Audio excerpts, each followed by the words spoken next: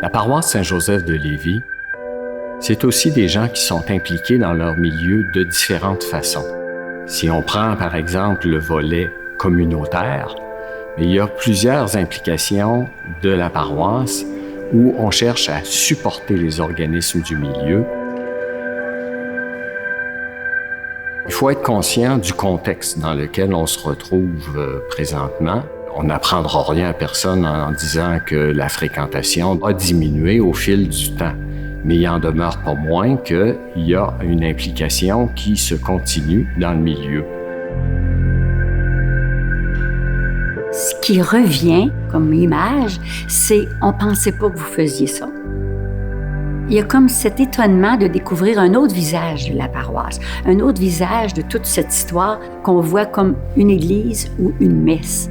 Alors, il y a comme quelque chose qui est élargi et ça va surprendre le monde. La paroisse Saint-Joseph de Lévis est propriétaire d'un parc immobilier relativement imposant.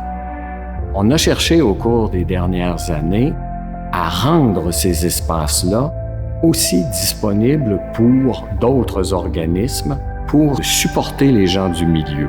On a des projets comme celui de la coopérative d'habitation ou l'accueil de l'orchestre symphonique à l'église de Saint-David dans ce qu'on a appelé l'espace symphonique. Aller à l'accueil d'une personne inconditionnellement. Si la paroisse réussit ça, elle aura accompli sa mission.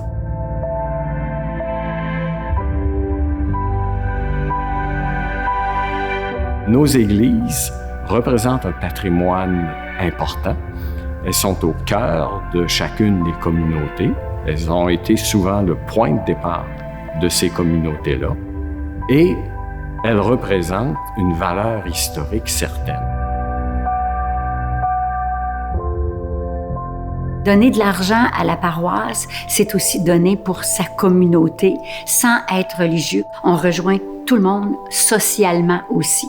Alors, c'est participer, je pense, à un mieux-être social que de contribuer à la paroisse.